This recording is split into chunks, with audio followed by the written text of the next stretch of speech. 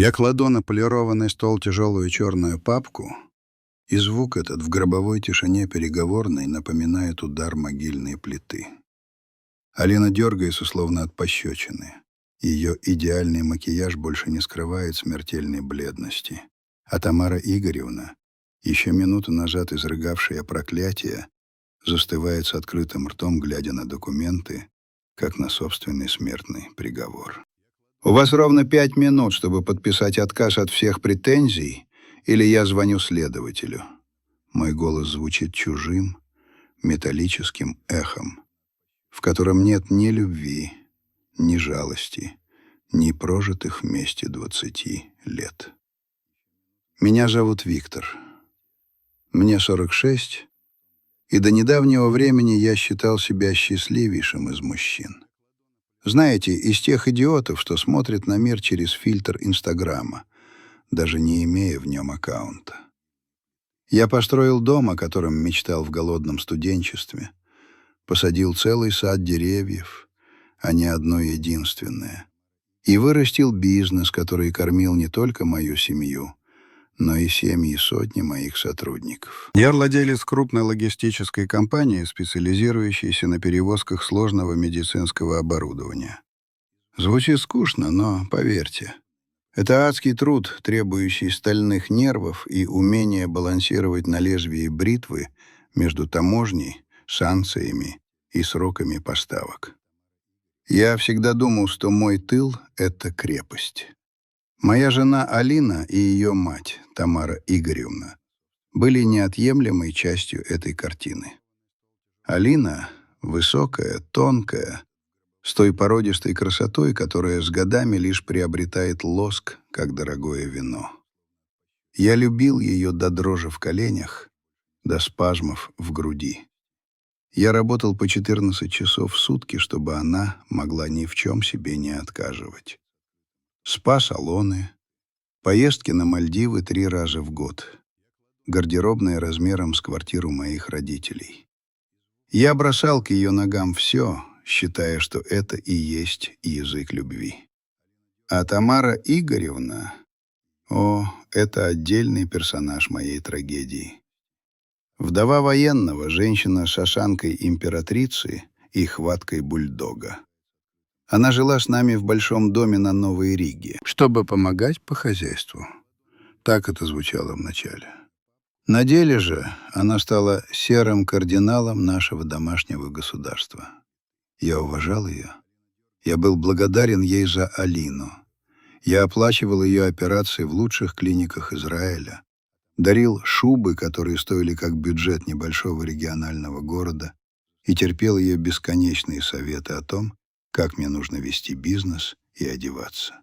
Я был слеп, ослеплен собственной любовью и чувством долга. Я был тем самым волом, который тянет плуг, не поднимая головы, и думает, что погонщик его любит, потому что иногда чешет за ухом. Все рухнуло в одну субботу в середине июля.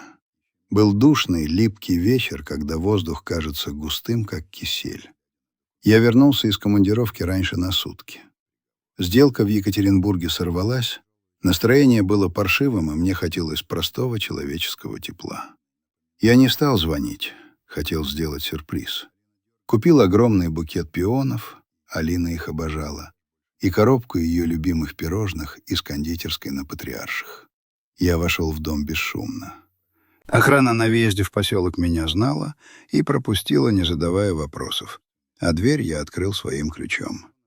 В холле было тихо, только тикали старинные напольные часы, подарок тещи на новоселье. Я уже хотел позвать жену, как услышал голоса. Они доносились с террасы, выходящей в сад.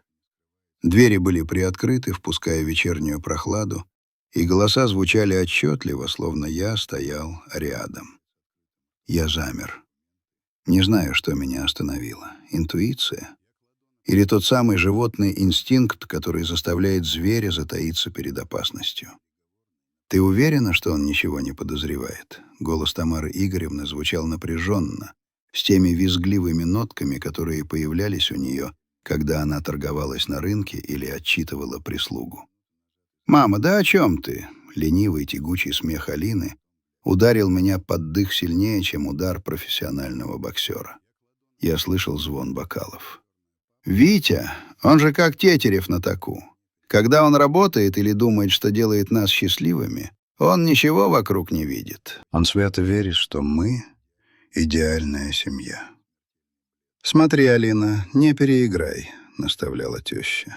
«Сейчас самый удачный момент. Квартальный отчет у него хороший, на счетах полно денег.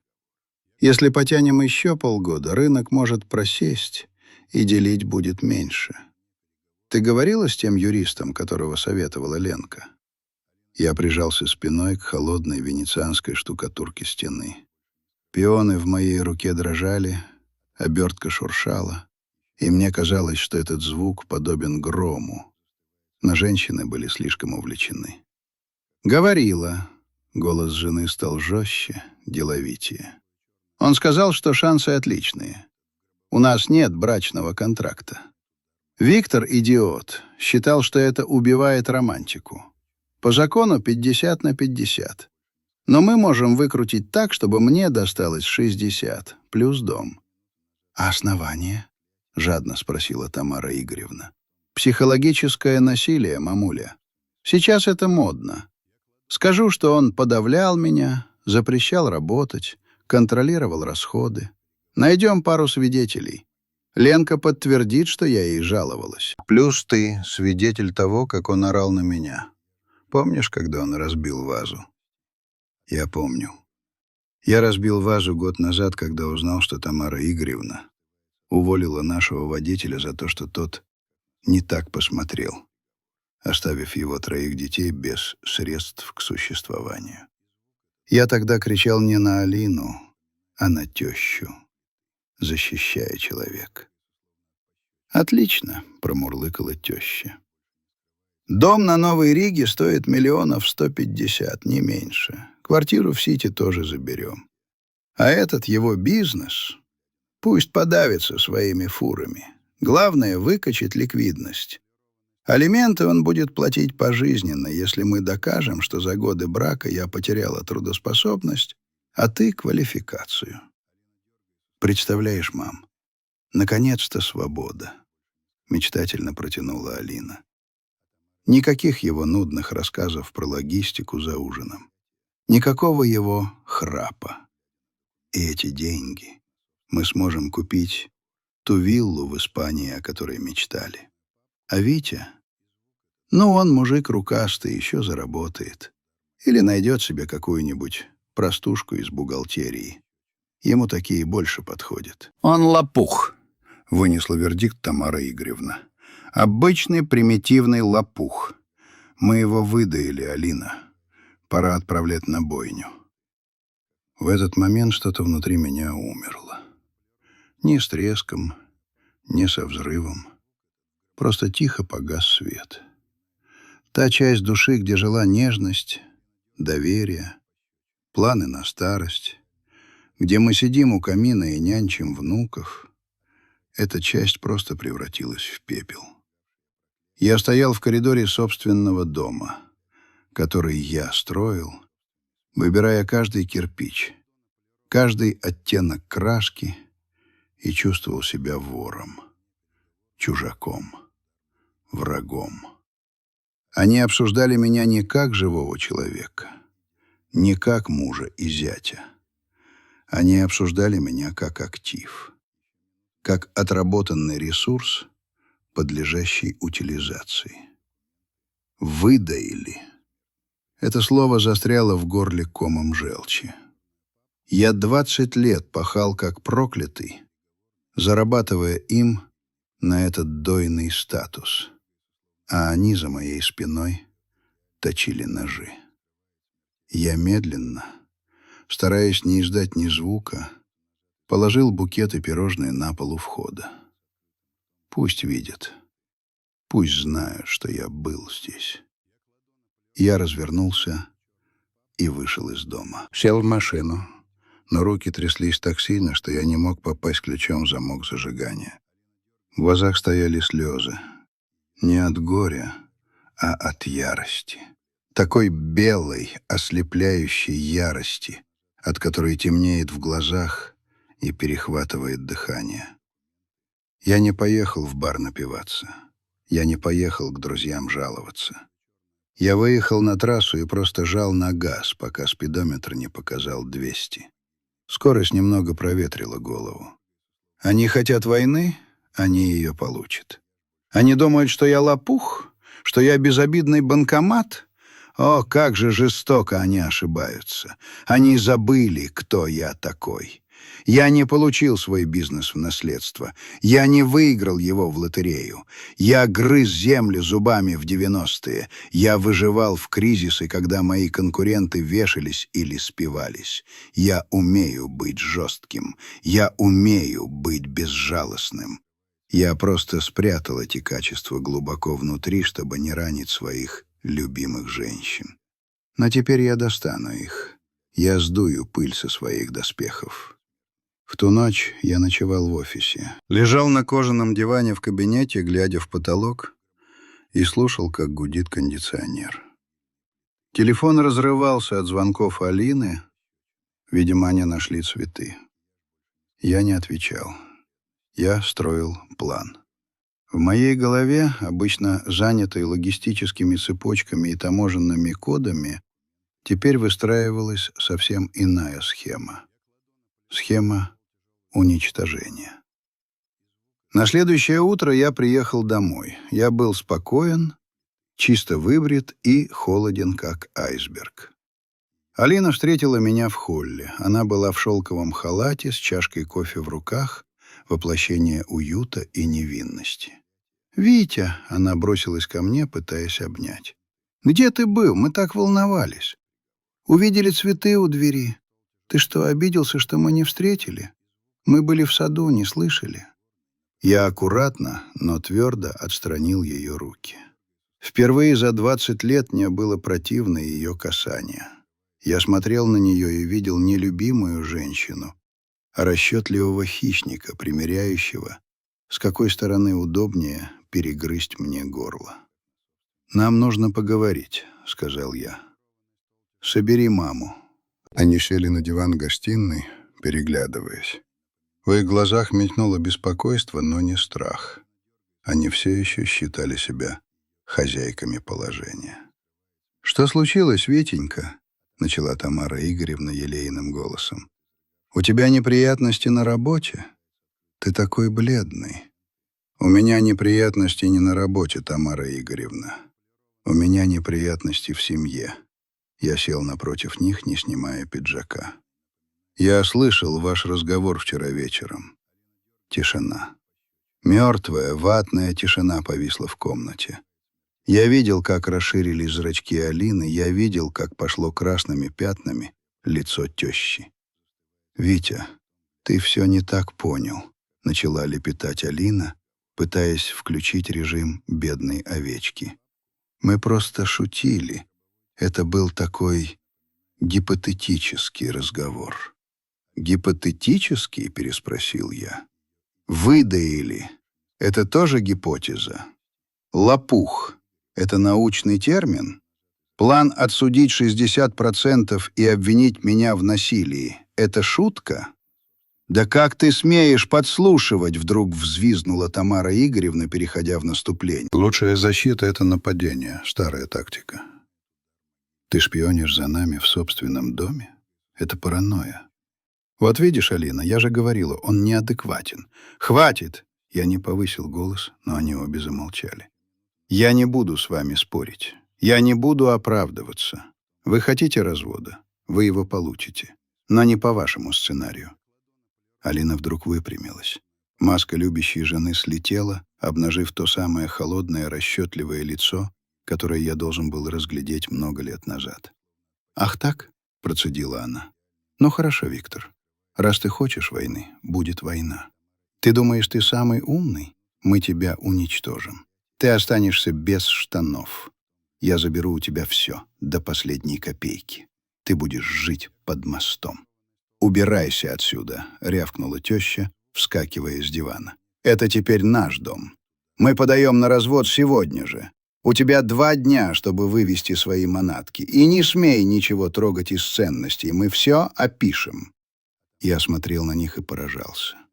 Как быстро слетает налет цивилизованности, когда задеты деньги. Передо мной стояли 2 фурии, готовые разорвать меня на части. «Хорошо», — сказал я, поднимаясь. 2 дня так 2 дня. Я пошел наверх в спальню, достал чемодан. Я не стал брать много вещей, только самое необходимое. Документы, пару костюмов, ноутбук. Я чувствовал себя странно, будто я смотрю кино про чужую жизнь. Когда я спустился вниз с чемоданом, они уже звонили кому-то, вероятно, юристу. Алина стояла у окна, скрестив руки на груди, и даже не повернулась в мою сторону. Тамара Игоревна стояла в дверях кухни, как цербер, следя, чтобы я не прихватил столовое серебро. «Ключи оставь на тумбочке», — бросила она мне в спину. Я положил связку ключей на столик. Ключи от дома, который я построил для нас. Ключи от моей жизни, которая закончилась сегодня. «Вы совершаете большую ошибку», — сказал я тихо, уже взявшись за ручку двери. «Ошибку совершил ты, когда решил, что можешь нас контролировать», — крикнула Алина. «Вали отсюда, неудачник!» Я вышел на улицу. Солнце светило так ярко, что было больно глазам. Птицы пели. Газонокосильщик у соседа стриг траву. Жизнь продолжалась. Но для меня мир перевернулся. Я сел в машину и поехал в город. Мне нужно было где-то жить. Но это была наименьшая из моих проблем. В голове крутилась только одна мысль. Они объявили мне войну на уничтожение. Что ж, я принимаю вызов. Я снял номер в гостинице «Мариотт» на Тверской. Безликий, дорогой номер, в котором пахло чистотой и одиночеством. Я налил себе виски из мини-бара, сел в кресло у окна и смотрел на вечернюю Москву. Огни машин сливались в бесконечные красные и белые реки. Мне было больно, адски больно, словно мне вырвали сердце живьем. Но сквозь эту боль уже пробивался росток холодной, расчетливой ненависти. Они думали, что знают меня. Они думали, что Виктор Климов — это добрый Мишка, которого можно водить за нос. Я достал телефон и набрал номер, который не использовал уже лет 5. «Константин Эдуардович?» — спросил я, когда на том конце подняли трубку. «Это Виктор Климов. Мне нужна твоя помощь. Да, срочно. Дело касается развода и корпоративной войны. Да, именно так. Когда мы можем встретиться?» Константин был моим университетским приятелем, один из самых дорогих и циничных адвокатов Москвы. Человек, у которого вместо души был уголовный кодекс, а вместо сердца — калькулятор. Я всегда избегал его услуг, предпочитая решать вопросы миром. Но теперь время мира закончилось. Пришло время волков. «Завтра в 9 утра у меня в офисе», — ответил Константин. Его голос звучал бодро, словно он почуял запах крови. «Готовь документы, Витя. Будем резать». Я положил трубку и допил виски. В зеркале напротив отражался усталый, посидевший мужчина с потухшими глазами. Но я знал, что это временно. Завтра начнется новая глава. И в этой главе я не буду жертвой. Я вспомнил слова тещи. «Если вы позволите людям думать, что ваши карманы принадлежат им, они закончат тем, что решат, будто им принадлежит и ваша жизнь». Она была права. Черт возьми, как же она была права. Но она забыла одно. Карманы иногда бывают с двойным дном, а жизнь... Жизнь способна преподносить сюрпризы, от которых хочется выть на луну. Я лег в холодную постель, но сон не шел. Перед глазами стояло лицо Алины, искаженное жадностью. 20 лет. 20 лет лжи. Как я мог быть таким слепым? Как я мог не замечать этих звоночков, мелких просьб, капризов, манипуляций? Все это складывалось теперь в единую картину, как пазл. Они готовили это давно. Они просто ждали момента. «Ну что ж, Алина, Ну что ж, Тамара Игоревна, вы хотели игру? Вы ее получите. Только правила теперь буду устанавливать я. Впереди были 2 дня на сборы остатков вещей, унизительные сцены, угрозы и шантаж. Но я уже знал, что выдержу, потому что у меня появилась цель. Не просто выжить, не просто сохранить деньги, а наказать. Наказать так, чтобы они запомнили это на всю оставшуюся жизнь. Чтобы каждый раз, глядя на дорогой автомобиль или витрину бутика, они вспоминали имя Виктора Климова и кусали локти. Я закрыл глаза и впервые за сутки улыбнулся. Это была недобрая улыбка. Это был оскал зверя, загнанного в угол, но готового к прыжку. Завтра начнется охота. Утро в Мариоте встретило меня серым московским небом, нависшим над Тверской, словно мокрая бетонная плита. Я не спал ни минуты, лишь проваливался в липкую полудрему, полную обрывков фраз и искаженных лиц. В 8 утра я уже стоял под душем, выкрутив кран с холодной водой на максимум. Ледяные иглы вонзались в кожу, смывая остатки жалости к себе, но не боль. Боль никуда не делась.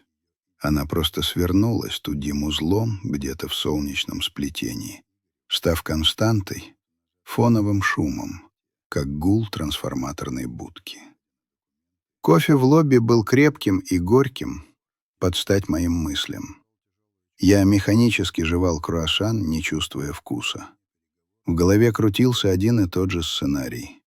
Я возвращаюсь в дом, чтобы забрать оставшиеся вещи. 2 дня, которые мне великодушно выделила теща, истекали.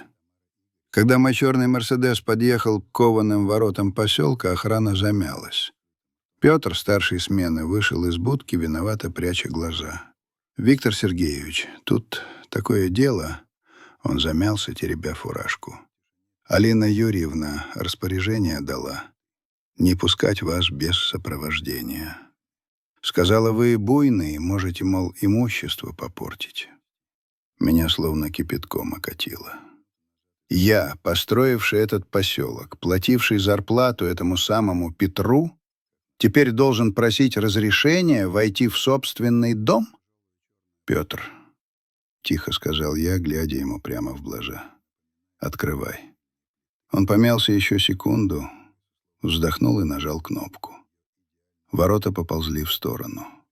Во дворе моего дома на идеально подстриженном газоне стоял чужой автомобиль. Красный спортивный Порше. Я нахмурился. Гостей мы не ждали. Или ждали? Алина времени даром не теряла? Дверь открыла домработница, Валентина. Женщина добрая, но запуганная до полусмерти. Она лишь пискнула «здрасте» и юркнула на кухню, стараясь слиться со стеной. В гостиной царил хаос.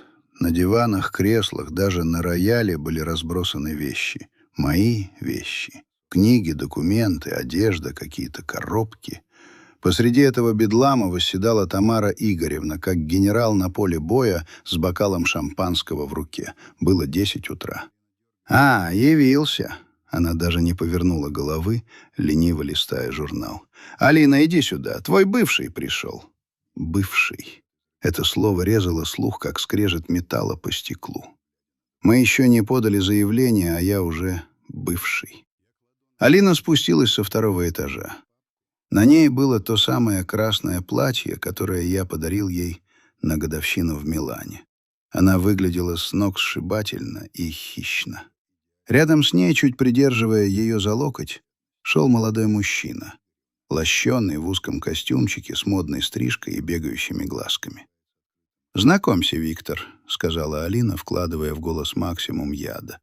«Это Станислав, мой адвокат и близкий друг». Станислав протянул мне руку, но я даже не пошевелился. Его рука повисла в воздухе, и он, смутившись, убрал ее в карман. «Станислав Аркадьевич», — представился он, пытаясь придать голосу солидности. «Я представляю интересы Алины Юрьевны в бракоразводном процессе. Мы подготовили опись имущества. Вам запрещено выносить из дома что-либо, кроме личной одежды и предметов гигиены. Я усмехнулся. Личной одежды? А этот дом? А мебель? А картины? Это все куплено на мои деньги.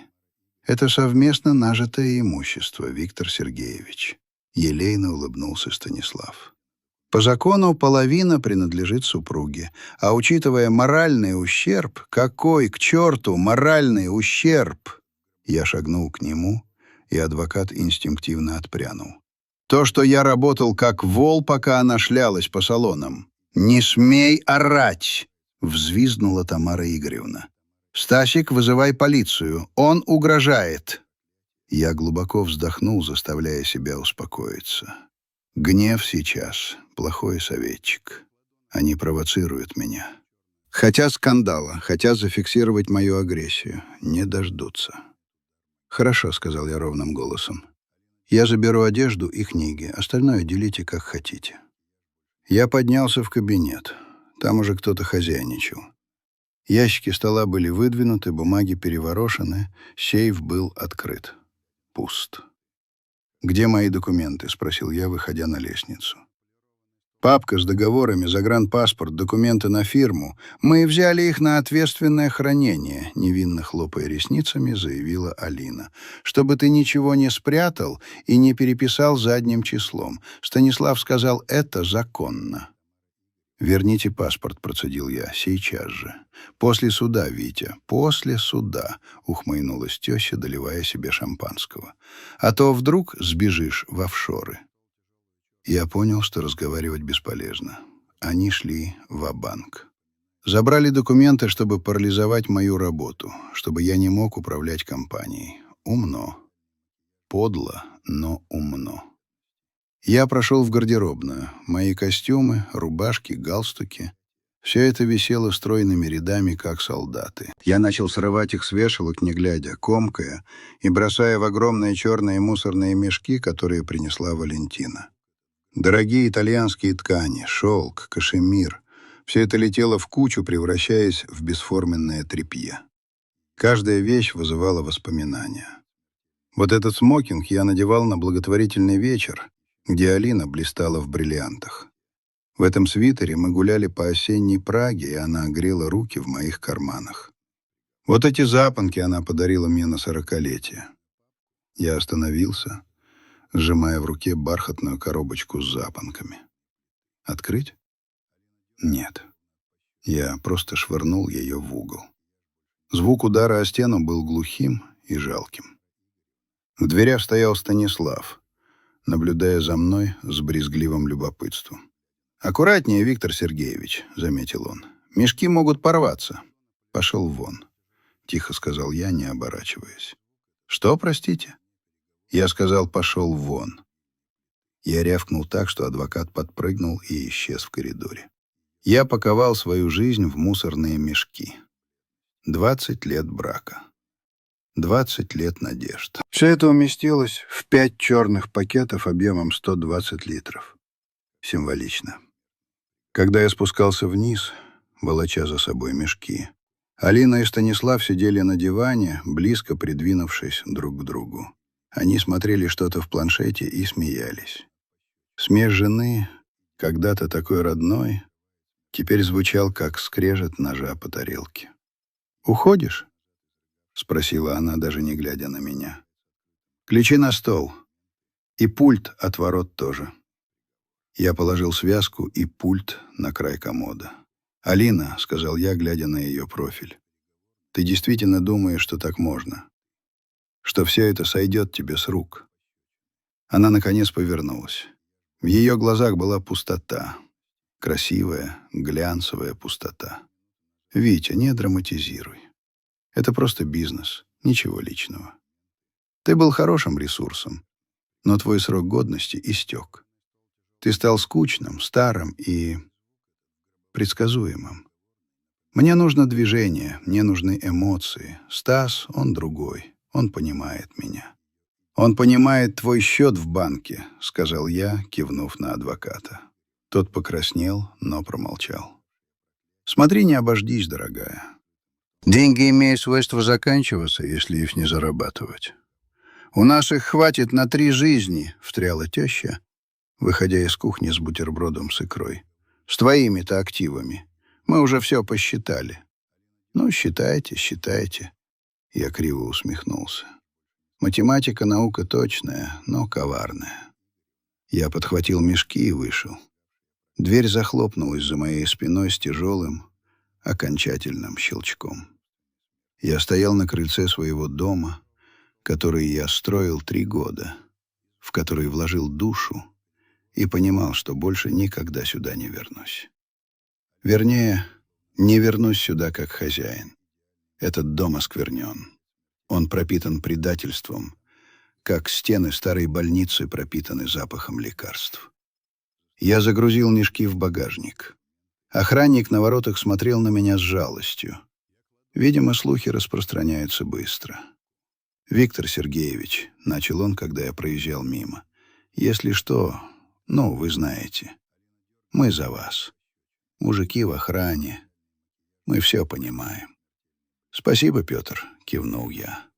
Это было неожиданно и странно приятно.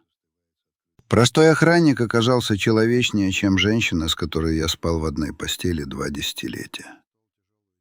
Я выехал на трассу. Солнце скрылось, начал накрапывать мелкий противный дождь. Дворники мерно скрипели по стеклу. Вжик, вжик, вжик, вжик, словно стирали прошлое. В Мариотте я свалил мешки в угол номера. Они напоминали трупы. Трупы моих иллюзий. Я сел на кровать и закрыл лицо руками. Хотелось выть. Хотелось крушить мебель. Но я сидел неподвижно, как каменное изваяние. Телефон звякнул. Сообщение от Константина. «Завтра в 9:00. Адрес тот же. Привози все, что есть. И голову не забудь». Я встал и подошел к зеркалу. Из-за зеркалья на меня смотрел человек с серым лицом и темными кругами под глазами. Но в глубине зрачков уже тлел холодный огонек. Огонек войны. Они забрали у меня дом. Они забрали у меня документы. Они пытались забрать у меня достоинство, упаковав его в мешки для мусора. Но они не знали одного. Самое главное, я не хранил в сейфе. Самое главное, мой мозг, мой опыт, моя воля всегда было при мне. Я вспомнил, как создавал свою компанию. Как в 98-м, в дефолт, когда все рушилось, я возил лекарства на старой «Газели», сам разгружал коробки, спал по 3 часа. Я прошел через бандитские наезды, через налоговые проверки, через предательство партнеров. И я выжил. Я стал сильнее. Алина и Тамара Игоревна — это просто очередной кризис. Очередной наезд. Только более изощренный и болезненный, потому что удар пришелся в спину. Но методы борьбы те же. Холодный расчет, жесткость и игра на опережение. Я достал ноутбук. Благо, они не догадались отобрать его. Видимо, считали, что все важные данные в бумагах. Я открыл облачное хранилище. Там, в зашифрованных папках, лежала настоящая структура моего бизнеса. Та, о которой не знала Алина. Та, в которую не вникала Тамара Игоревна, считая это скучной бухгалтерией. Они видели верхушку айсберга, красивые офисы, фуры с логотипами, счета, с которых оплачивались их шубы. Но они не видели подводную часть. И именно там, в темной глубине, их ждал сюрприз. Я начал готовиться к встрече с Константином. Мне нужно было восстановить хронологию, собрать цифровые копии документов, выстроить стратегию. Я работал всю ночь, забыв про еду и сон. Адреналин заменял кофеин. К утру план начал вырисовываться. Он был жестоким, он был циничным, но он был справедливым. Око за око. Разрушенная жизнь за разрушенную жизнь. Когда рассвет окрасил небо над Москвой в бледно-розовый цвет, Я захлопнул крышку ноутбука. Я был готов. Я больше не был жертвой. Я был охотником, который выходит на тропу войны. В 8:30 я вышел из отеля. Дождь кончился, воздух был свежим и пронзительным. Я сел в машину и направил ее в сторону Москва-Сити, где в башне «Империя» находился офис Константина. Там, на 45-м этаже, начнется моя контратака. Пока я ехал, мне вспомнилась фраза из какого-то старого фильма. «Месть — это блюдо, которое подают холодным». Мое блюдо было уже в морозилке. Я собирался подать его с изысканной сервировкой. Алина, Станислав, Тамара Игоревна, наслаждайтесь своим триумфом. Пейте шампанское, примеряйте мои вещи, делите шкуру неубитого медведя. У вас осталось совсем немного времени. Скоро медведь проснется, и он будет очень зол. Я въехал на подземную парковку башни, заглушил мотор и на секунду закрыл глаза. Перед внутренним взором возник образ дочери. Катя. Она училась в Лондоне, в университете искусств. Я оплатил за ее обучение, за квартиру. Что ей наплели мать и бабушка? Наверняка, что папа сошел с ума, что он тиран и деспот. Это была еще одна болевая точка. Но с Катей я разберусь позже. Сейчас главное — выжить. Я вышел из машины, поправил пиджак и уверенным шагом направился к лифту. Лифт стремительно вознес меня вверх, закладывая уши. 45-й этаж. Двери открылись, и я шагнул в стерильное, сияющее пространство офиса юридической фирмы «Вектор». Впереди был бой, и я не собирался его проигрывать. «Вектор» всегда напоминал мне операционную. Белые стены, хромированные детали, стеклянные перегородки и абсолютная стерильная тишина, в которой слышен даже шелест кондиционеров. Здесь не лечат тела. Здесь препарируют судьбы и сшивают разорванные активы. Секретарша Леночка, существо с внешностью фарфоровой куклы и хваткой пираньи, кивнула мне, даже не отрываясь от монитора. «Константин Эдуардович ждет. Кофе?» «Двойной эспрессо, без сахара. И воды». Кабинет Кости был угловым, с панорамным видом на всю Москву. Город лежал внизу, как сложная схема, расчерченная дорогами и рекой. Костя стоял у окна спиной ко мне. Он не изменился со времен университета.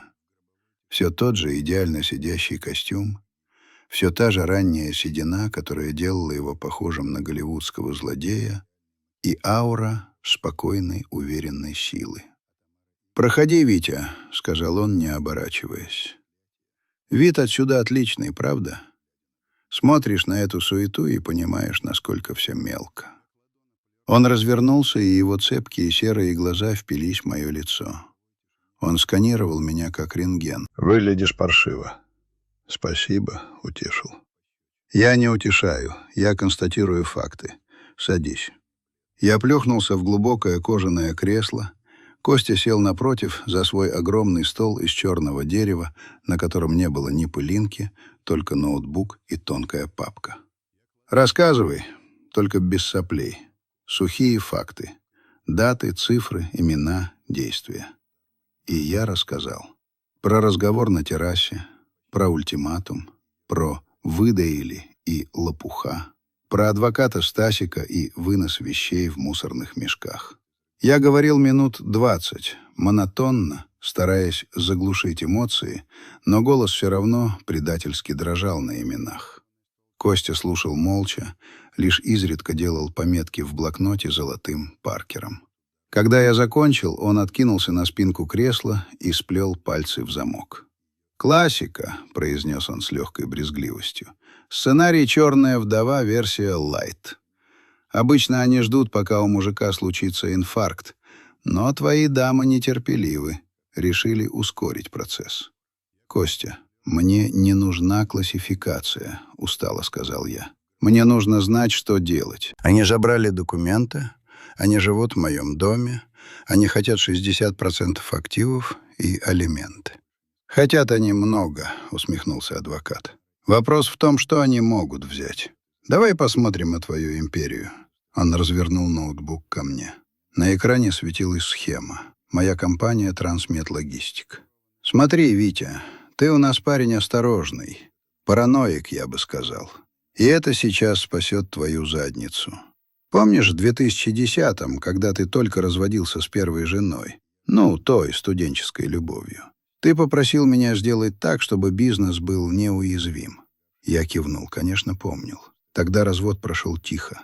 У нас не было ничего, кроме двушки в Бибелево, которую мы честно поделили. Но страх потерять дело всей жизни остался. «Мы тогда создали холдинг К-Групп», — продолжил Костя, водя пальцем по экрану. «Он владеет всеми материальными активами. Автопарком, эти твои 150 рефрижераторов, складами, землей, даже офисным зданием. А операционная деятельность ведется через ООО «Трансмет», где ты генеральный директор и учредитель, так?» «Так», — подтвердил я. «Но Алина знает про ООО. Она думает, что это и есть весь бизнес». «Именно». Глаза Кости хищно блеснули. «Она видит вывеску, обороты, прибыль, контракты, но она не знает главного нюанса. ООО «Трансмет» не владеет ничем. Абсолютно ничем, кроме столов и компьютеров. Все фуры, все склады в аренде у К-Групп». «И что?» — не понял я. «К-Групп тоже записана на меня. Это совместно нажитое». Костя улыбнулся. Это была улыбка акулы, увидевшей серфингиста. «А вот тут, друг мой, ты ошибаешься. Вспомни 2010 год. Ты тогда был еще холост. Мы зарегистрировали К-Групп за 3 месяца до твоей свадьбы с Алиной. И учредителем там, он сделал паузу, наслаждаясь эффектом, является твой отец, Сергей Викторович Климов». Меня словно током ударило. Отец. Батя. Старый полковник в отставке, живущий на даче под Рязанью, выращивающий помидоры и ругающий телевизор. Я совсем забыл об этой детали. Тогда, 15 лет назад, это казалось формальностью, страховкой от трейдеров. Я просто попросил отца подписать бумаги, он даже не вникал, сказал: «Делай, сынок, как надо, я тебе верю». Но отец оформил на меня генеральную доверенность на управление, вспомнил я. Управление, Витя, не владение. Юридически это его компания. Имущество, приобретенное К-Групп за эти годы, это прибыль компании, а не твоя личная. Алина к этому не имеет никакого отношения, ни малейшего. Я сидел оглушенный. Получается, все эти годы, пока Алина и теща строили планы по захвату моего состояния, они целились в мираж, в фантик. «А Трансмет?» — спросил я. «Там-то деньги крутятся». «А Трансмет?» — Костя постучал пальцем по столу. «Это просто оператор. Да, это совместно нажитое. Половина доли в А принадлежит Алине, но... Что стоит логистическая компания без транспорта и складов?» «Ничего», — прошептал я. «Это просто список клиентов и лицензия». «Вот именно. И у меня есть идея, как сделать эту долю не просто бесполезной, а токсичной. Такой, от которой захочется избавиться, как от радиоактивного отхода». Костя встал и прошелся по кабинету. «Мы введем режим жесткой экономии. К-Групп повысит арендные ставки для ООО «Трансмет» в 3 раза. Нет, в 5. Рынок позволяет. Инфляция, санкции. Найдем обоснование. Трансмет станет убыточным за месяц. Появятся долги. Огромные долги перед К-Групп. И так как Алина претендует на долю в бизнесе, она автоматически претендует и на долю в долгах». Я начал понимать. Картина складывалась. Это была ловушка. Идеальная юридическая ловушка. На это еще не все. Костя вернулся к столу и открыл папку. «Я тут пробил твою женушку и тещу по своим каналам. Банковские выписки, транзакции. Ты же дал мне доступ к своим счетам вчера?» «Да». Так вот, у твоей тещи, оказывается, бурная хозяйственная деятельность. За последние 3 года со счетов ООО «Трансмет» уходили регулярные платежи на ИП Воронова Т.И. Назначение платежа: консультационные услуги и ремонт офисных помещений. «Какой ремонт?» — удивился я. «У нас офис в аренде, ремонт делает арендодатель. А теща какие консультации? Она в логистике понимает не больше, чем я в балете. Сумма интересная. 200 тысяч, 300, 500 000 в месяц. В общей сложности за 3 года набежало около 20 миллионов рублей. 20 миллионов? Я схватился за голову. Это стоимость новой фуры. Это хищение, Витя. Статья 160 УК РФ. Присвоение или растрата. Совершенная группой лиц по предварительному сговору. Алина подписывала платежки, как твой зам по финансам. Ты же сам дал ей это право, чтобы она чувствовала себя при деле. А мамочка получала кэш. Я вспомнил, как Алина просила устроить ее в компанию формально, чтобы шел стаж. Как она иногда приносила бумаги на подпись, щебеча что-то про текущие расходы. Я подписывал не глядя. Я доверял ей. «Значит, они меня обворовывали», — констатировал я. Не просто планировали отжать, а уже методично тащили куски мяса из моей тарелки. Именно. И это наш козырь. Джокер, туз в рукаве. Мы не просто развалим их требования при разводе. Мы можем посадить их, реально посадить, лет на 5-6. Костя замолчал, давая мне переварить информацию. Я смотрел на город за окном. Там, где-то в лабиринте улиц в моем доме, 2 женщины пили мое вино и смеялись над моим поражением.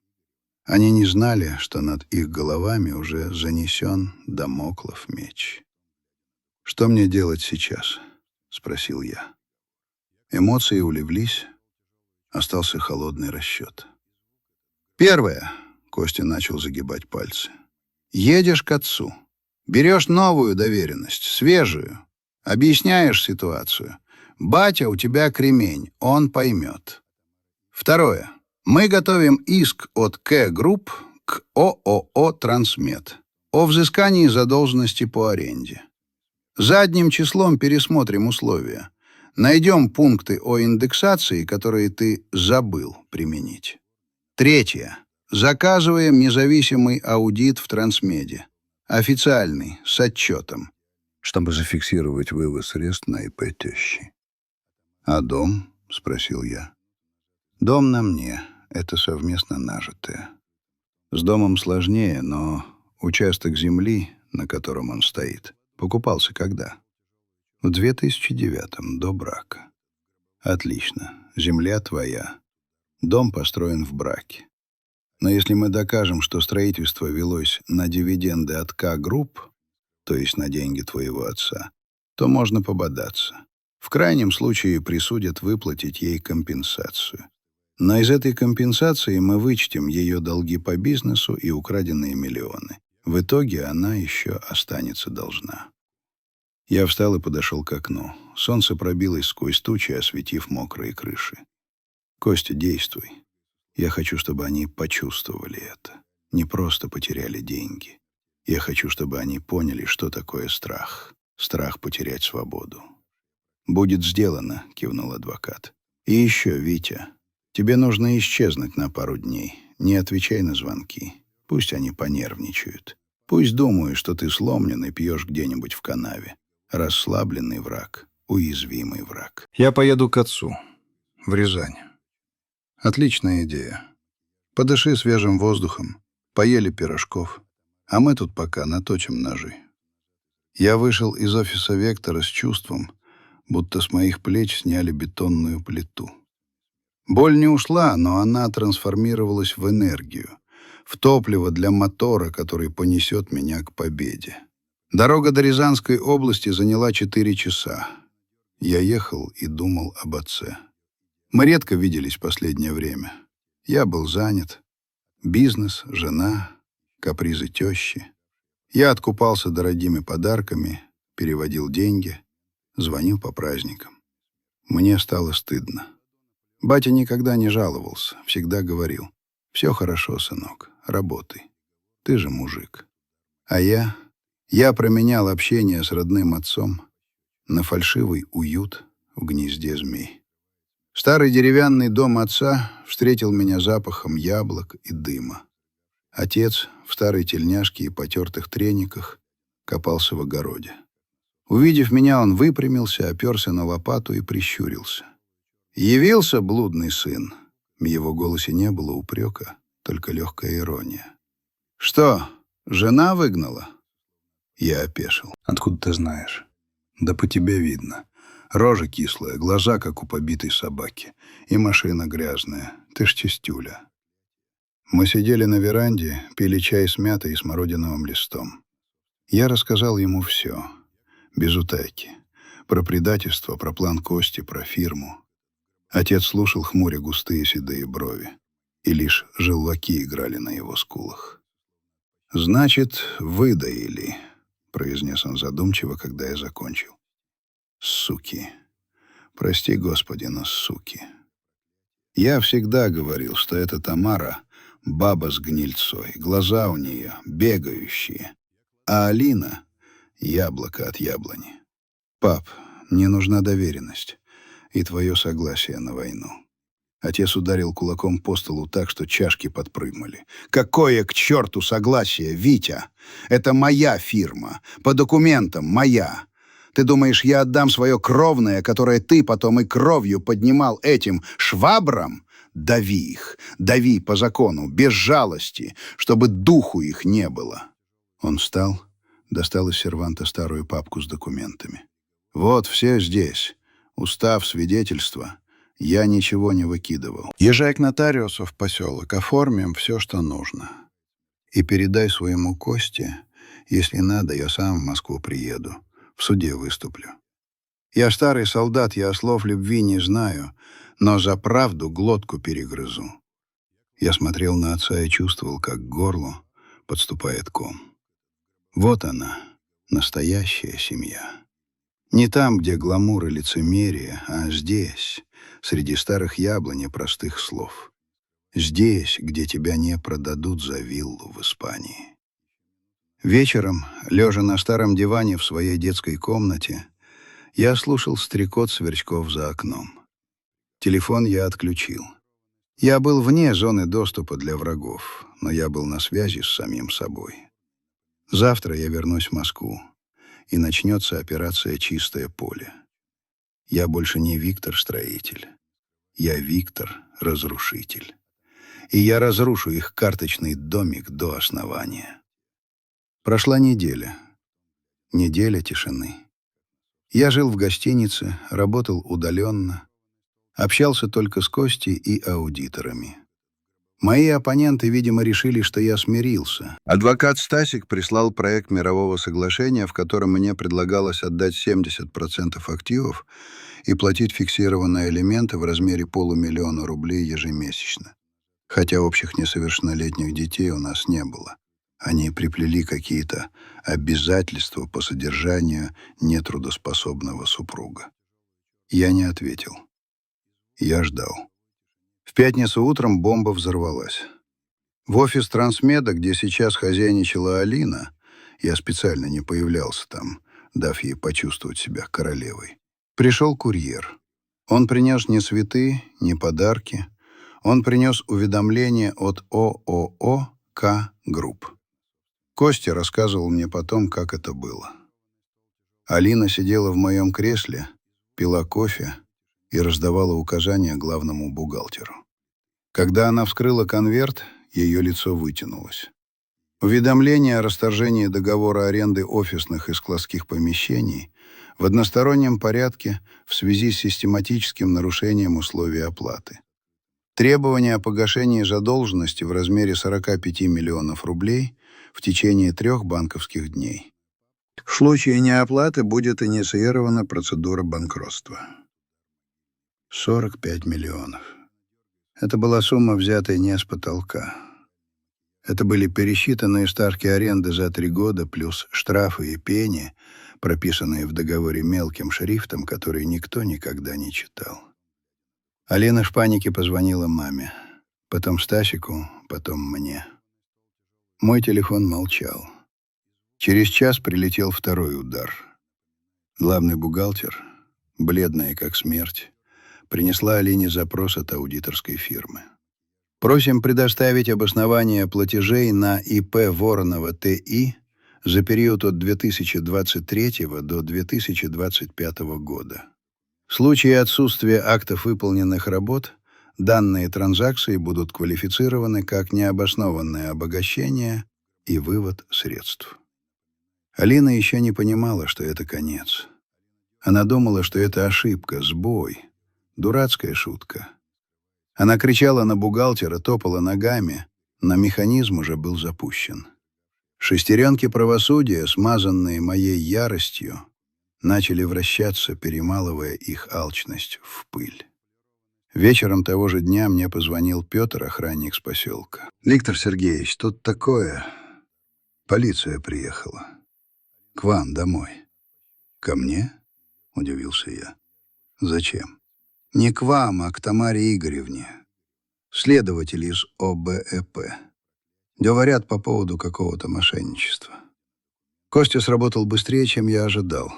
Заявление в полицию было подано не от меня лично, а от имени номинального директора К-групп, моего отца, который обнаружил хищение средств арендатора, влияющее на его платежеспособность. Игра перешла в активную фазу. Из гражданско-правового поля мы шагнули в уголовное. И там правила были совсем другие. Там не помогут слезы и истерики. Там нужны адвокаты посерьезнее Стасика. Я стоял у окна номера в Мариотте и смотрел на ночной город. Где-то там, на Новой Риге, сейчас горел свет во всех окнах моего дома. Там метались две испуганные женщины, которые внезапно осознали, что лопух оказался волком в овечьей шкуре. Мне не было их жаль. Жалость умерла в тот вечер на террасе.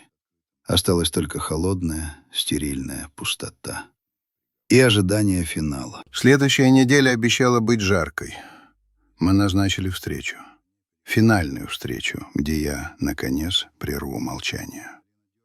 Утро перед финальной встречей выдалось на удивление солнечным, но этот свет казался бутафорским, словно освещение в дешевом ситкоме, где за кадром звучит записанный смех. Я стоял перед зеркалом, завязывая галстук. Виндзорский узел. Идеальная симметрия. В зеркале отражался не просто бизнесмен Виктор Климов, а палач, надевающий маску приличия перед казнью. Звонок Кости разорвал тишину номера. «Ну что, гладиатор, готов?» Его голос был бодрым, даже слишком. «Арена ждет, зрители в панике». «Они придут?» «Прибегут, Витя, приползут. У них нет выбора». Следователь Иванов — мой хороший знакомый. Он умеет быть убедительным. Вчера он провел с Тамарой Игоревной профилактическую беседу. Говорит, бабуля чуть не схватила инфаркт, когда он упомянул статью 159, часть 4. До 10 лет, между прочим. Жестко. «А как ты хотел? Они тебя не пожалели. Они хотели оставить тебя бомжом». «Это война, Витя. А на войне пленных не берут. Мы договорились встретиться в переговорной моего офиса в Сити. Того самого офиса, который формально принадлежал Трансмеду, но фактически был собственностью К-групп. Это было символично. Я приглашал их на свою территорию, чтобы выгнать окончательно. Я приехал за час. Офис гудел, как встревоженный улей. Сотрудники чувствовали напряжение. Секретарша Маша, обычно улыбчивая, встретила меня испуганным взглядом. «Виктор Сергеевич, там...» Алина Юрьевна приехала с мамой и с адвокатом. Они в переговорной, кричат. Требуют вас. Пусть кричат, Маш. Голосовые связки тренируют. Кофе им не предлагай. Я прошел в свой кабинет. Здесь ничего не изменилось, но воздух казался спёртым. Я открыл окно, впуская шум мегаполиса. Где-то там внизу текла жизнь, люди спешили на обед, влюблялись, ссорились. А здесь, на 40-м этаже, разыгрывалась драма алчности и возмездия. Ровно в 14:00 я вошел в переговорную. Картина была эпичной. Алина сидела во главе стола, бледная, с красными пятнами на шее. Ее руки нервно теребили сумочку «Шанель». Тамара Игоревна расположилась рядом, набычившись, как старый боксер перед последним раундом. Ее взгляд метал молнии, но в глубине глаз плескался животный страх. Адвокат Стасик сидел с краю, уткнувшись в бумаги, и старался стать невидимым. Видимо, он уже понял, в какое дерьмо вляпался, и просчитывал пути отхода. Напротив них, вальяжно развалившись в кресле, сидел Костя. Он улыбался той самой акульей улыбкой. «Добрый день, дамы!» — произнес я, закрывая за собой дверь. Щелчок замка прозвучал, как выстрел. «Где ты был, сволочь?» — взвизгнула Тамара Игоревна, не выдержав. «Мы тебя неделю ищем. Устроил цирк. Что это за письма? Какие долги?» «Тамара Игоревна», — мягко, как психиатр буйному пациенту, сказал Костя. «Я бы рекомендовал вам сменить тон, учитывая ваше процессуальное положение». «Какое еще положение?» — Алина вскочила. «Вы нас запугиваете. Мы подадим жалобу в прокуратуру. Это рейдерский захват». Я молча прошел к столу и сел напротив жены. Я смотрел на нее и пытался найти в этом лице черты той женщины, которую любил. Где она? Где та девочка, с которой мы ели мороженое в парке Горького? Где та женщина, которая плакала от счастья, когда я подарил ей первый бриллиант? Ее не было. Передо мной сидела чужая, злая, напуганная тетка, для которой я был врагом. «Сядь, Алина», — сказал я тихо. «Не указывай мне. Сядь!» — гаркнул я так, что стеклянные стены переговорной, казалось, завибрировали. Она села. «А теперь слушайте меня внимательно. И ты, Стасик, тоже слушай, тебе полезно будет для общего развития». Я кивнул Косте. Тот открыл свою папку и начал раскладывать документы на столе, как пасьянс. «Карта первая», — начал Костя. «Долг ООО «Трансмет» перед холдингом К-Групп по договору аренды номер 14/2010. Сумма с учетом пеней и штрафов — 48 300 000 рублей. Согласно уставу ООО, учредители несут субсидиарную ответственность в случае доведения компании до банкротства. Алина Юрьевна, как фактический руководитель, у нас есть приказы за вашей подписью, и вы, Виктор Сергеевич, отвечаете всем своим имуществом. «И что?» — фыркнула Алина. «Пусть Виктор и платит. У него денег куры не клюют». «У Виктора Сергеевича денег нет», — развел руками Костя. «Все его счета арестованы в обеспечении иска К-Групп. Более того, он готов признать себя банкротом. А вот у вас, Алина Юрьевна, есть имущество. Драгоценности, автомобиль, счета». «Это мое личное!» — взвизгнула жена. «Было ваше, станет конкурсной массой», — жестко припечатал Костя. «Идем дальше. Карта вторая». Он положил на стол отчет аудиторов. Вывод средств на ИП Воронова — 21 миллион рублей. Без договоров, без актов, просто переводы. «Тамара Игоревна, вы не хотите объяснить, какие именно консультационные услуги вы оказывали логистической компании? Может, учили водителей фур макраме?» Теща побагровела. Я помогала. Я советы давала. Я имею право. Я мать жены владельца. В Уголовном кодексе нет статьи «Мать жены владельца», освобождающей от ответственности, парировал Костя. Зато есть статья 159 «Мошенничество группой лиц». Вы с дочерью, действуя по предварительному сговору, выводили активы компании. Это от 5 до 10 лет, Тамара Игоревна. Колонии общего режима. Там климат не очень. Для вашего радикулита вредно. В комнате повисла тишина. Тяжелая, липкая. Слышно было, как жужжит муха, бьющаяся о стекло. Алина смотрела на мать, мать на Алину. В их глазах рушился мир. Мир, где они были королевами, а я — бесправным рабом. «Что вы хотите?» — спросил, наконец, Станислав. Голос его был тусклым. Он понимал, что проиграл. Я достал из своей папки один единственный документ. «Брачный договор», — сказал я, пододвигая бумагу Алине. «И соглашение о разделе имущества». «Мы уже женаты 20 лет. Какой брачный договор?» Алина попыталась схватить бумагу, но руки у нее тряслись. «Этот договор регулирует режим собственности постфактум и условия развода. Читайте». Станислав взял документ, пробежал глазами по тексту. Его брови поползли вверх. Это кабальные условия. Вы оставляете ей 0? Я оставляю ей свободу, ответил я. Свободу от уголовного преследования и свободу от долгов. Поясню, вмешался Костя. По этому соглашению Алина Юрьевна отказывается от всех претензий на доли в ООО «Трансмет», на недвижимость, на счета. Она признает, что все имущество является личной собственностью Виктора Сергеевича или третьих лиц, в данном случае К-групп. Взамен К-групп отзывает иск о взыскании 48 миллионов. А Виктор Сергеевич не дает ход заявлению в полицию по факту мошенничества на 21 миллион.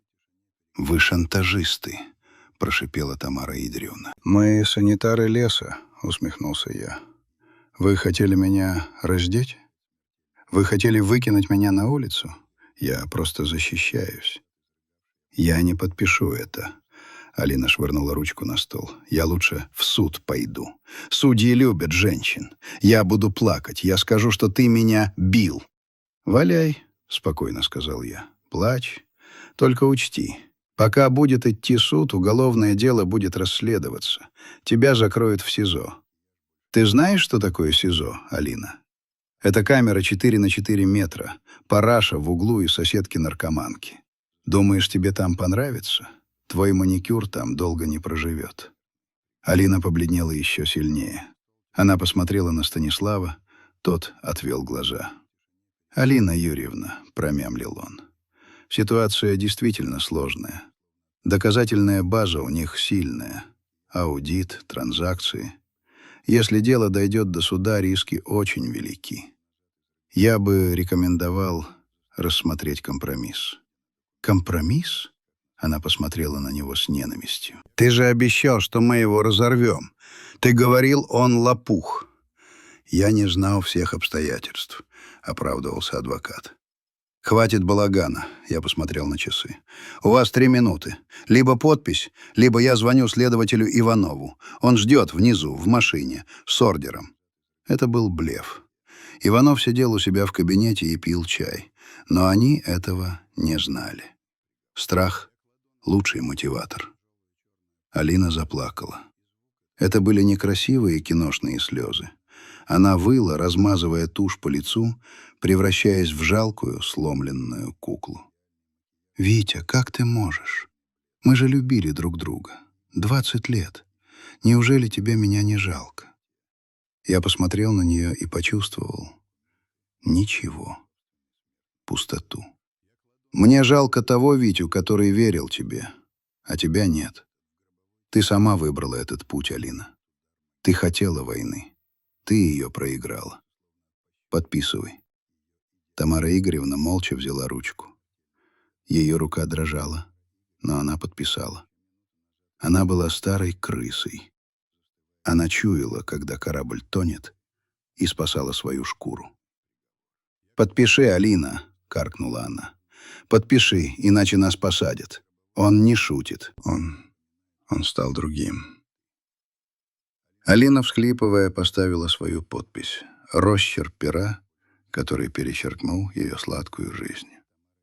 «Вон», — сказал я, забирая документы, — «у вас 24 часа, чтобы освободить мой дом. Берите только личные вещи, одежду, косметику. Никакой мебели, никакой техники. Охрана проверит каждую сумку». «А жить нам где?» — взвыла теща. «У нас нет квартиры в Москве. Мы же все продали, когда к тебе переехали». «У вас есть деньги, которые вы у меня украли», — холодно ответил я. 20 миллионов, если вы их еще не потратили. Купите себе однушку в Бирюлево или снимите квартиру. Это ваша проблема». Они вышли из кабинета, поддерживая друг друга две сгорбленные, раздавленные фигуры. Стасик семенил следом, не смея поднять глаз. Когда дверь закрылась, Костя выдохнул и налил себе воды. «Но ты и зверь, Витя». Я даже испугался в какой-то момент. Думал, ты сейчас их прямо здесь придушишь. Нет, Костя, смерть — это слишком легкое наказание. Пусть живут. Пусть живут и помнят. Я подошел к окну. Солнце заходило, окрашивая небо в кроваво-красный цвет. Я победил. Но вкуса победы не было. Была только усталость и странное чувство освобождения. Я был свободен. От лжи, от иллюзий, от паразитов, которые сосали мою кровь. «Что теперь?» — спросил Костя. «Теперь?» — я повернулся к нему. «Теперь я поеду домой, в свой дом. Мне нужно сделать там ремонт, выветрить этот запах и начать жить заново». Эпилог этой части драмы разворачивался на следующий день. Я приехал в дом на Новой Риге ровно через 24 часа. Ворота были открыты. На газоне валялись какие-то коробки, обрывки бумаги. В доме было пусто. Они уехали. Охрана доложила, что выезд был бурным. Крики, слезы, проклятия. Тамара Игоревна пыталась вывести столовое серебро, спрятав его в белье. Но Петр проявил бдительность. Алина в истерике разбила зеркало в прихожей. Я прошел по комнатам. Пустые шкафы, разброшенные вешалки. В спальне на полу валялась их свадебная фотография в расколотой рамке. Я поднял ее. С фото на меня смотрели молодые счастливые лица. Неужели это были мы? Неужели это было правдой? Или ложь началась уже тогда? Я вынул фото из рамки и разорвал его пополам. Медленно, с наслаждением. Потом еще раз и еще. Горстка бумажных обрывков полетела в мусорную корзину. Вечером я сидел на террасе, той самой, где услышал их роковой разговор.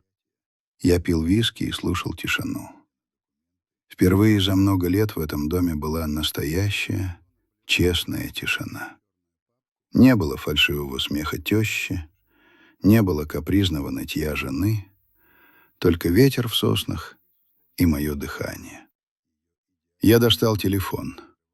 На экране высветилось уведомление: абонент «Дочь» доступен для звонка. Катя. Я так и не позвонил ей. Что я ей скажу? «Привет, дочь. Я выгнал твою мать и бабушку на улицу, потому что они хотели меня обобрать?» Сложно. Я набрал номер. Гудки шли долго. Наконец она ответила. «Пап, привет. Ты чего так поздно? У меня тут пара, я в библиотеке».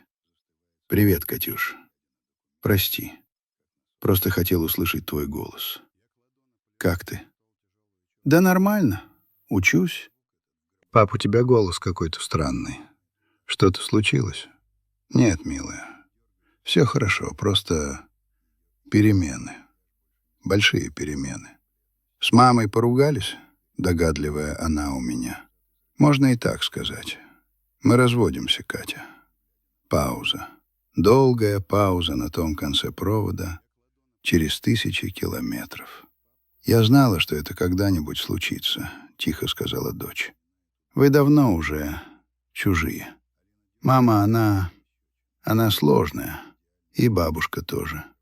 Ты только не переживай, пап. Я тебя люблю. Ты у меня самый лучший.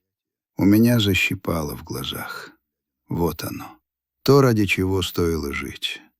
Моя дочь меня понимает. Она не предаст. Спасибо, родная. Я тоже тебя люблю.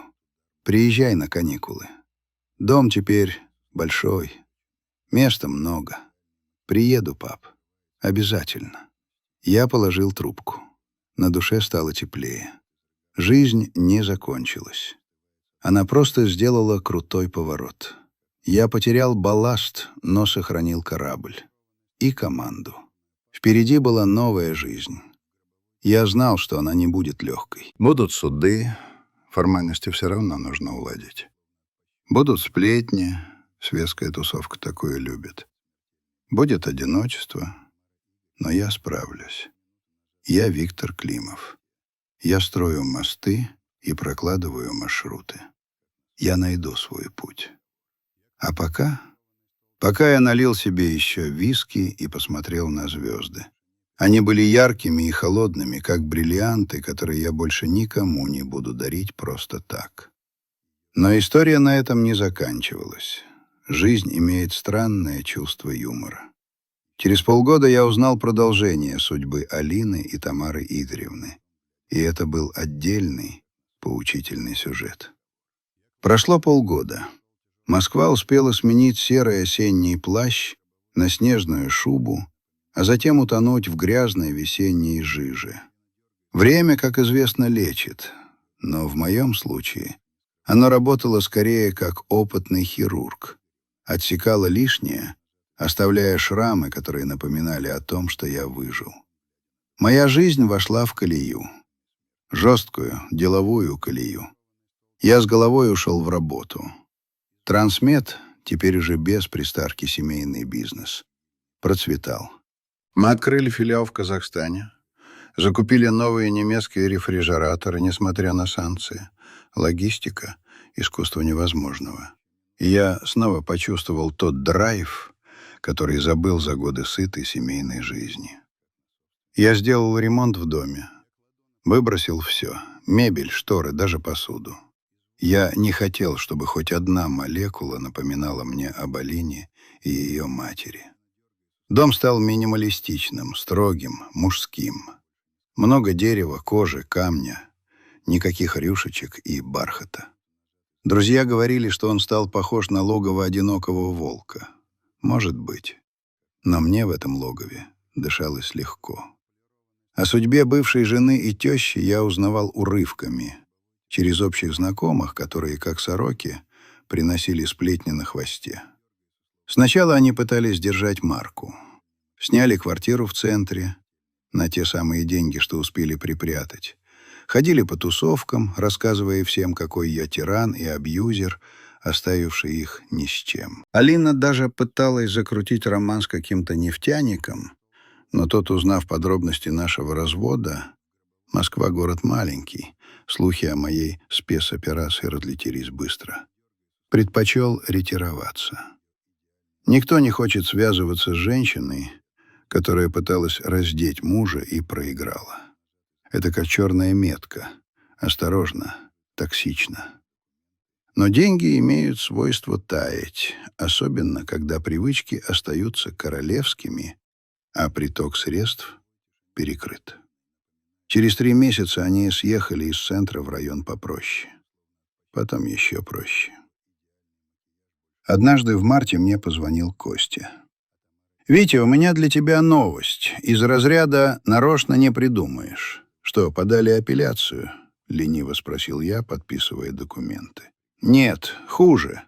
На твою бывшую тещу завели уголовное дело. Опять? Мы же вроде договорились не давать ход моему заявлению». «Это не твое заявление», — рассмеялся Костя. «Это заявление Алины». Я поперхнулся кофе. «Чего? Дочь на мать? Представь себе. Пауки в банке начали жрать друг друга. Оказывается, те самые 20 миллионов, которые они вывели из твоей фирмы, были на счетах у Тамары Игоревны. И когда прижала, бабуля отказалась делиться с дочкой. Сказала: «Это моя пенсия. Я старая больная женщина, а ты молодая. Иди работай». Алина, привыкшая к Дольче Вита, такого не стерпела. Скандал, драка, говорят, даже посуду били. И вот результат. Заявление в полицию о краже. Я откинулся в кресле и расхохотался. Это был злой, саркастический смех. Круг замкнулся. Алчность, которая объединяла их против меня, теперь их же и разделила. «И что теперь?» — спросил я, отсмеявшись. «Теперь Тамара Игоревна под подпиской. Алина живет у какой-то подруги на раскладушке. Стасик, их горе-адвокат, слился еще в первом акте. В общем, полная деградация. Туда им и дорога», — сказал я. «Спасибо за новости, Костя. Поднял настроение». В тот вечер я решил прогуляться. Поехал на Патриаршие пруды. Место силы гламурной Москвы, где когда-то любила гулять Алина. Я шел вдоль пруда, вдыхая сырой весенний воздух, и смотрел на лебедей. И вдруг я увидел ее. Она сидела на скамейке, кутаясь в какое-то дешевое пальто. Без макияжа, с потухшим взглядом. Она постарела лет на 10. Рядом стоял пакет из супермаркета «Пятерочка». Алина. Женщина, которая хотела виллу в Испании. Я мог бы пройти мимо, сделать вид, что не заметил. Но что-то заставило меня остановиться. Может быть, желание поставить финальную точку, а может, просто любопытство победителя. Я подошел. Она подняла глаза. В них мелькнул страх, потом узнавание, потом стыд. «Витя», — прошептала она. «Привет, Алина», — спокойно сказал я. «Как дела? Как Испания?» Она опустила голову. Плечи ее затряслись. «Зачем ты так? Ты пришел поглумиться?» «Нет, просто гуляю». «Я все потеряла, Витя», — вдруг заговорила она быстро, захлебываясь словами. «Мама». Она сошла с ума. Она забрала все деньги. Выгнала меня. Я живу у Ленки, но она уже намекает, что пора съезжать. Я пыталась устроиться на работу, но меня нигде не берут. Я же ничего не умею, кроме как быть женой.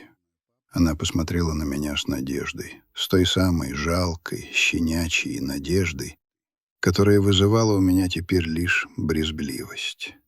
«Витя, может, мы попробуем сначала?» Я все поняла. Я была дурой. Я люблю тебя. Правда. Я буду хорошей женой. Я буду готовить, убирать. Я смотрел на нее и не верил своим ушам. Она реально думает, что после всего, что она сделала, после предательства, воровства, попытки посадить меня в долговую яму, я приму ее обратно? Неужели она настолько не понимает людей, или она считает меня настолько бесхребетным? «Алина», — сказал я ледяным тоном, — «ты не дура, ты предатель. А предателей не прощают, их просто вычеркивают». «Но нам же было хорошо. 20 лет. Тебе было хорошо. А я жил с иллюзией. Ты убила эту иллюзию. И спасибо тебе за это. Теперь я вижу мир таким, какой он есть». Я достал из кармана бумажник. Вынул 5000 рублей. «Возьми. Купи себе еды. И прощай». Я положил купюру на скамейку рядом с ней и пошел прочь. Я не оборачивался. Я знал, что она смотрит мне в спину. Я знал, что она, скорее всего, возьмет деньги. Гордость — это роскошь, которую она больше не могла себе позволить. В тот момент я окончательно понял. Я исцелился. Во мне не было ни злости, ни обиды, ни любви. Только равнодушие. Она стала для меня просто прохожим, эпизодом из прошлой жизни, как старый фильм, который когда-то нравился, а теперь кажется глупым и наивным. Жизнь продолжалась, и она преподносила новые сюрпризы. Через месяц на одной из деловых конференций я познакомился с Еленой. Она была полной противоположностью Алине. Невысокая, крепкая, с живыми карими глазами и коротким ежиком темных волос. Она руководила сетью аптек, была моим клиентом. Мы разговорились о логистике, о проблемах с поставками инсулина. Она спорила со мной, доказывала свою правоту, сыпала цифрами. В ней была энергия, ум и какая-то настоящая земная сила. Мы начали встречаться. Не было бурных страстей, не было романтических ужинов при свечах. Были рабочие обеды, переходящие в ужины, долгие разговоры в машине, споры о политике и книгах. С ней было интересно, с ней было надежно. Она не просила подарков. Она сама зарабатывала больше многих мужиков. Она ценила во мне не банкомат, а партнера, личность. Через полгода мы съехались. Она привнесла в мой волчий дом немного уюта. Книги, картины, настоящие, а не модную мазню, которую любила Алина. Запах кофе и духов с нотками сандала. Однажды вечером мы сидели у камина. За окном выла вьюга, а дома было тепло. «Знаешь, Вить, — сказала она, глядя на огонь, — а ведь твоя бывшая сделала тебе подарок». «Какой?» — удивился я. «Она освободила место для меня и для тебя настоящего. Если бы не она, ты бы так и жил в своем розовом тумане, не зная, на что ты способен. Ты стал сильнее, ты стал настоящим мужиком, жестким, но справедливым». Я обнял ее. Она была права. Я прошел через ад, чтобы найти свой рай. А что с Алиной и Тамарой Игоревной? До меня доходили слухи. Тамару Игоревну все-таки осудили. Дали условно, учитывая возраст и состояние здоровья, но обязали вернуть деньги дочери. Денег, конечно, уже не было. Они живут теперь вместе в какой-то однушке в текстильщиках. Ссорятся каждый день. Алина работает администратором в салоне красоты эконом-класса. Постарела, озлобилась. Говорят, она всем рассказывает, как ограбила мужа-олигарха, но ей никто не верит. Я иногда думаю о них, но не как о людях, а как о персонажах поучительной притчи. Притчи о том, что жадность — это не двигатель прогресса, а тормоз жизни. О том, что предательство всегда возвращается бумерангом. И о том, что мужчина должен быть сильным. Не для того, чтобы воевать, а для того, чтобы защищать свое достоинство. Если вы позволите людям думать, что ваши карманы принадлежат им, они закончат тем, что решат, будто им принадлежит и ваша жизнь. Я выучил этот урок. На отлично. Теперь мои карманы принадлежат мне. Моя жизнь принадлежит мне. И я счастлив. По-настоящему. Без глянца, без фильтров. Просто счастлив. Я стою на балконе своего дома. Ночь. Звезды. Внизу в гараже остывает мотор моего Мерседеса. В спальне спит Елена. Завтра прилетает Катя из Лондона. Мы поедем встречать ее в аэропорт. Жизнь бурлит. Я поднимаю бокал с виски к небу. «За тебя, Виктор Климов!» — шепчу я. «Ты справился!» И где-то в вышине мне подмигивает звезда. Может быть, это просто спутник, а может, сам Господь Бог, который любит смелых.